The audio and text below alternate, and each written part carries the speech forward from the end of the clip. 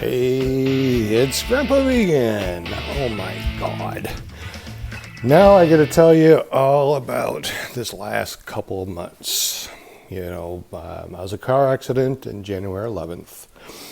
And I, at the first of the year, went vegan 100%. So I had 11 days of being vegan, get into a car accident where a semi-truck hit and run. Just got an attorney this last week because the insurance company, it doesn't really seem like they fight for you. They fight to get their money, I think. But anyway, love my insurance. No dissing my insurance. But let me go ahead, and this whole podcast is just a recap of what has been going on this last 2 months. Have I stayed vegan this entire time? Wait and see. You won't believe what happened. So I just woke up, 16 hours of sleep. I've been sleeping an incredible amount of time because of the hydrocodone and all these codeine or narcotics that they give me legally so I don't feel the pain. And let me tell you, it's pretty good. But I don't like it because I'm in school. The 12th of January, the day after the car wreck, I started school. So what did I do as a good little boy? Well, I took my pain meds, went to school, and I've been going to school. Of course, other than sometimes that I had to go to the doctor because I was in excruciating pain and they changed pain medicines and everything else. Oh my gosh. So I've been doing so well going vegan up to the 11th. Semi-truck hit and run. Recap on the hit and run. I was driving to see my mom to help her out with, hey, Mom, how about going vegan with me? Sure, Sean, sounds like fun. So I'm heading up there the day before school, and a semi-truck veers over and hits me so hard that the glass shatters, the axle breaks, the airbag deploys, and sends me off into the ditch and hitting a sign. Now, this is 2 months into it right now, okay? And I just got the police report in my hands this morning. Now, my wife had it yesterday, but she brought it back home from work. And, so today's the 28th of February. So I finally got it and read it. And I'm like, oh, my God, you got to be kidding. And I'll read a little bit of it in a little bit. You won't believe it either. So big accident. I'm being sent to the hospital via ambulance. They give me a bunch of medication, put me in braces and stuff for my wrist. And I get back home and I fall asleep, and there I am, just pretending that it never happened on all these pills and stuff. The next day I wake up and I go to school, being a good boy. All right. Let me tell you how miserable the first 2 days of school were. Not bad because usually the first 2 days of school, you just get your syllabus and stuff like that. And it's really no big deal in studying.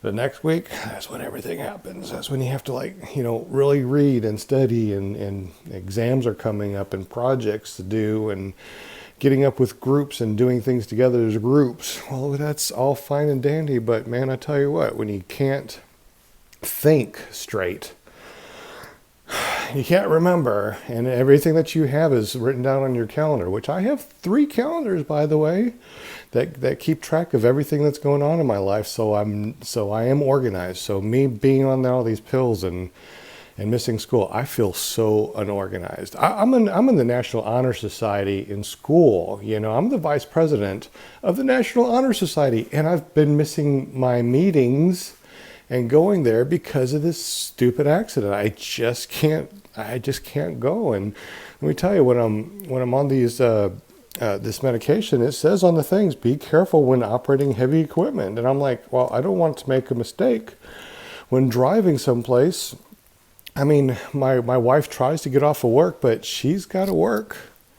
And I'm so happy that I have a wonderful wife that is helping me out under these very stressful situations. But anyway, what was I saying? Narcotic pills, they flip you out, they loop you out. It's absolutely horrible. So anyway, missing a ton of work. Not work. Oh yeah, you're going to love my work. I'm lucky enough that I'm a student worker on campus. My job, my job is to video the sports events. However, I don't have to actually hold the camera. I get to be in the actual production truck itself, which means that I get to push buttons with my right hand, which is not really affected. I mean, there's a little bit of a sprain from the airbag deploying, but hey, I can push a couple buttons while sitting down. That's pretty sweet. So I have not had to miss work on campus, but they don't really pay a lot, and it's not really a lot of hours. It's student work. So I can sit down and push buttons. Yay. No work lost in this particular situation. However, all this money does is help pay for books and other expenses while I'm in school. My wife basically takes all of everything that needs to be done household-wise and takes care of that. So once again, I feel like, I have to make good grades. I have to do really good because when I graduate, I'm going to be the man of the house. That was the whole deal. She, helps me go to school. And then afterwards, when I graduate and have a job, I take over everything and everything's great, right? That's the way it's supposed to be. So I feel kind of,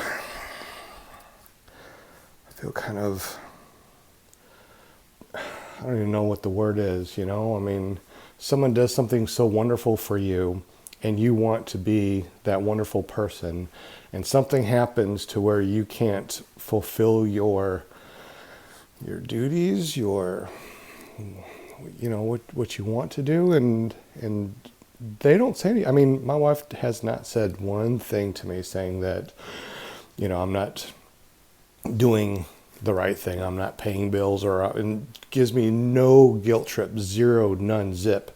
But me personally, I feel like I should be able to do more, I mean, with this injury, I can't even take the garbage out. So now, not only is she helping, not only is she doing everything, but she's also taking out the trash, which is, the guy's job.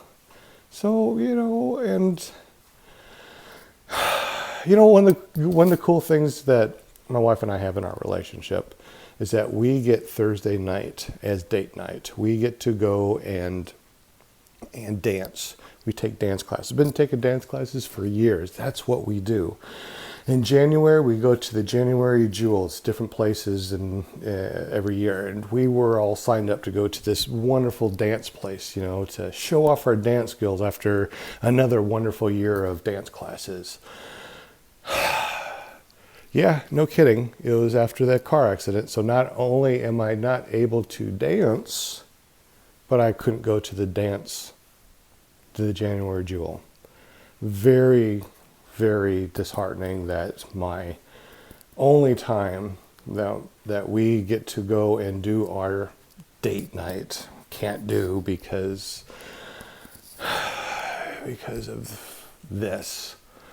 So, and then when I did go, it was like hobble, pain, and left early. So it's just really, good God, just so frustrating. I mean, when you are a man that, takes care of everything or a person, male or female, that takes care of everything.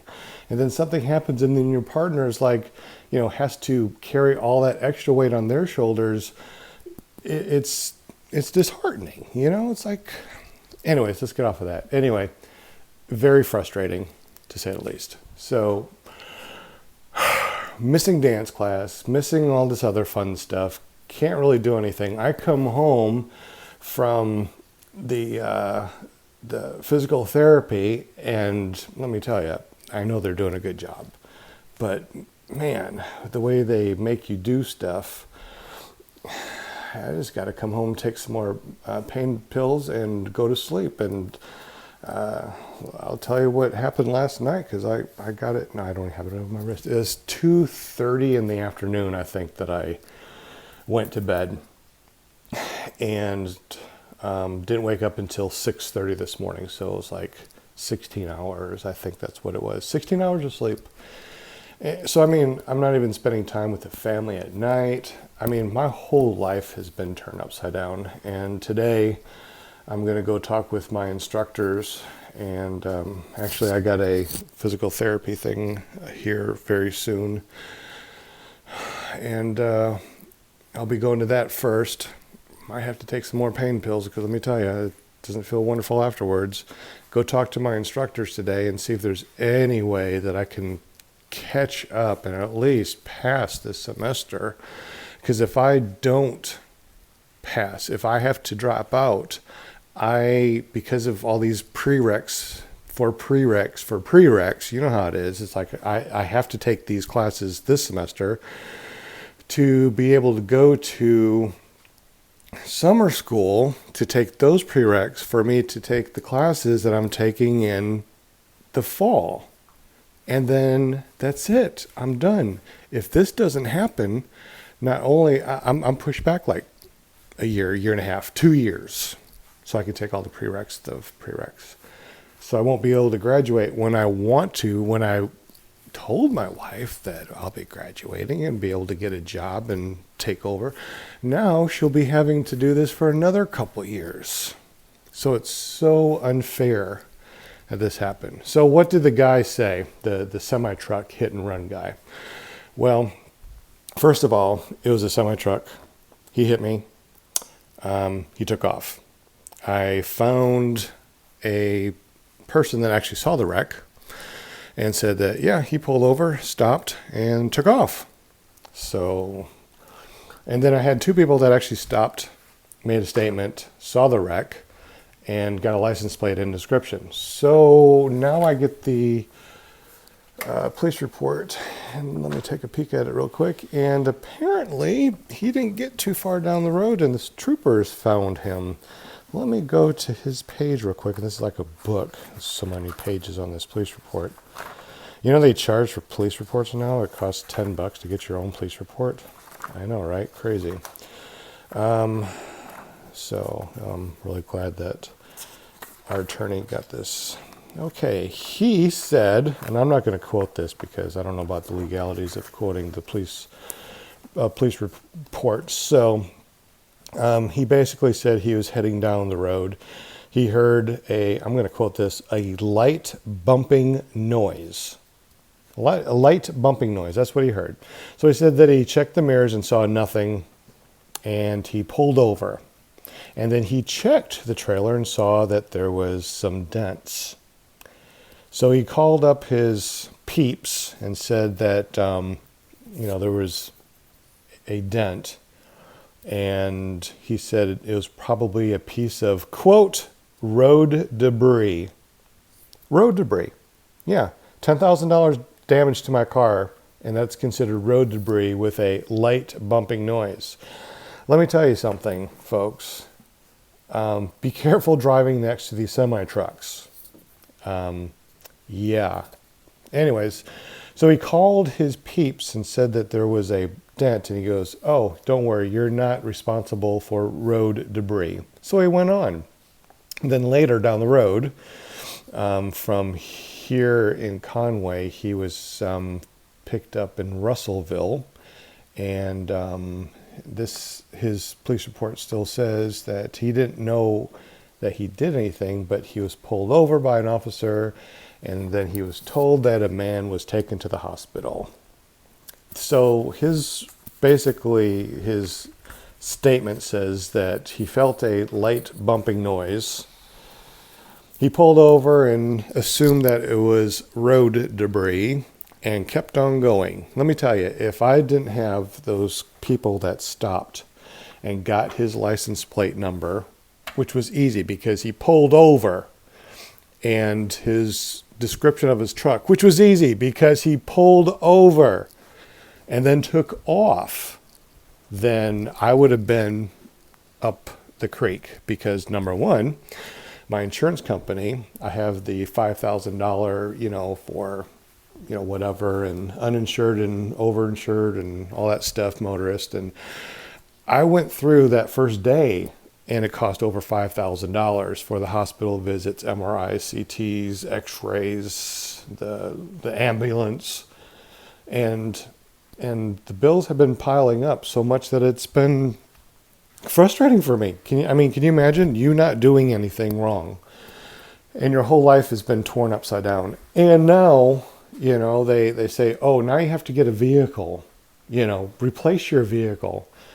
My vehicle was paid for. I had over 300,000 miles on it. I took very good care of it. I mean, extremely good. Changed all the fluids. Well, when you take care of a vehicle, you understand what I'm saying. And it looked like, it shined. I waxed it, I washed it, it shined. It looked brand new.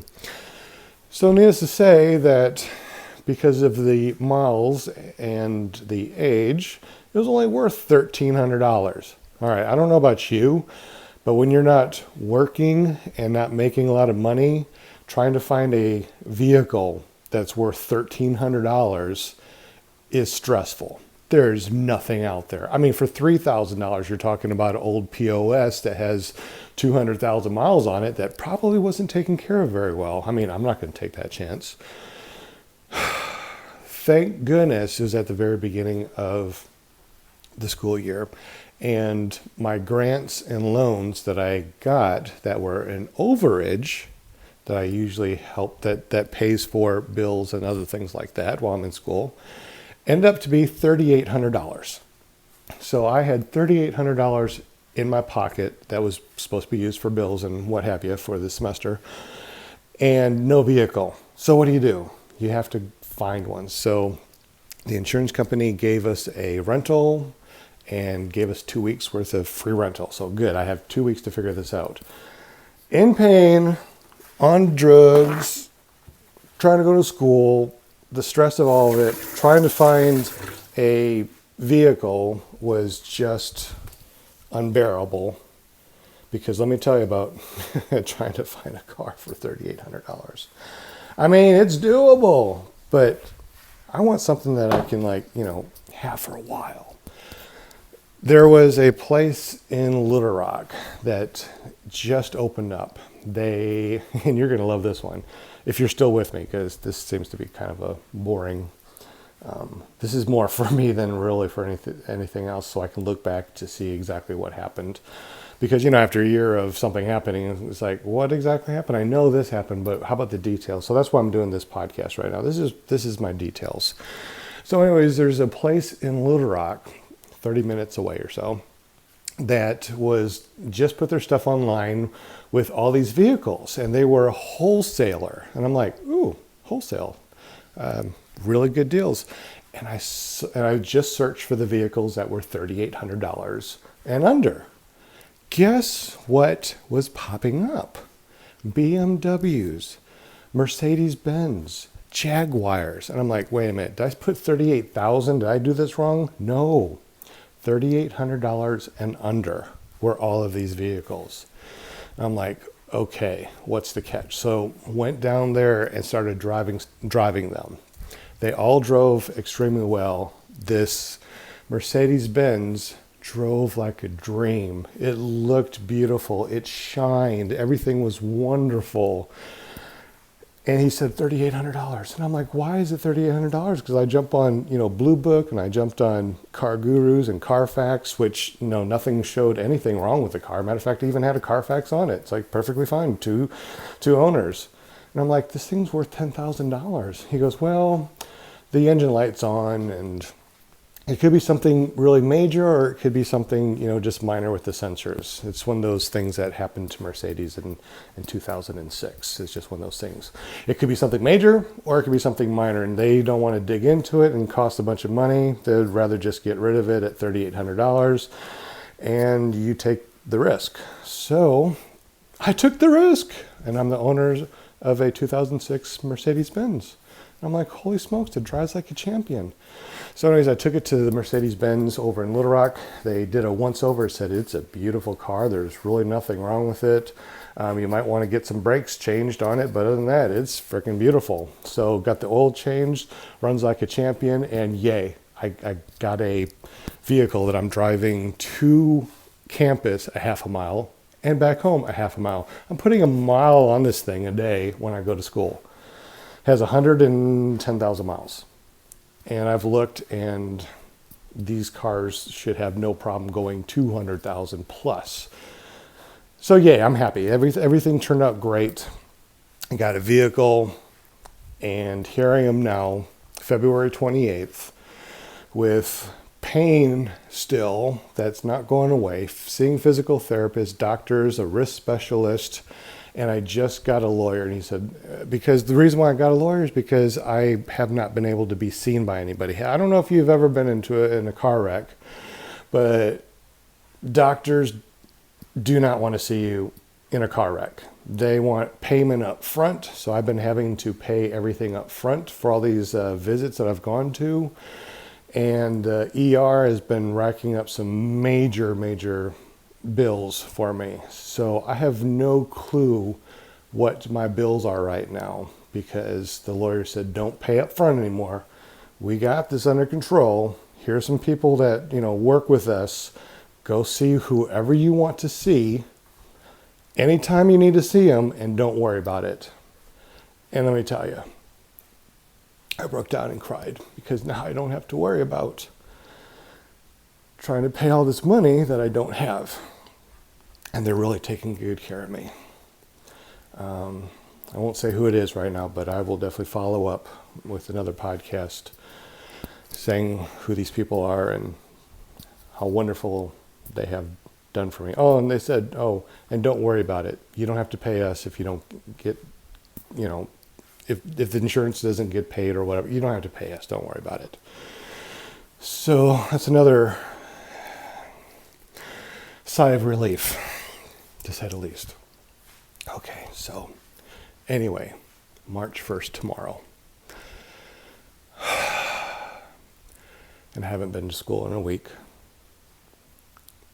We'll see what the instructors have to say. The lawyers got the police report. I said, don't worry about it. We got it under control. And I'm still vegan. I know, right? How many people would revert back to eating whatever the hell they wanted because of all this stuff? I think that eating vegan has definitely helped me stay sane. Anyway, I am getting ready to go to my physical therapist, then go see my instructors. Wish me luck. Subscribe to the podcast. If you made it this far, subscribe to the podcast, because it's only going to get better being vegan. And we will talk with you later.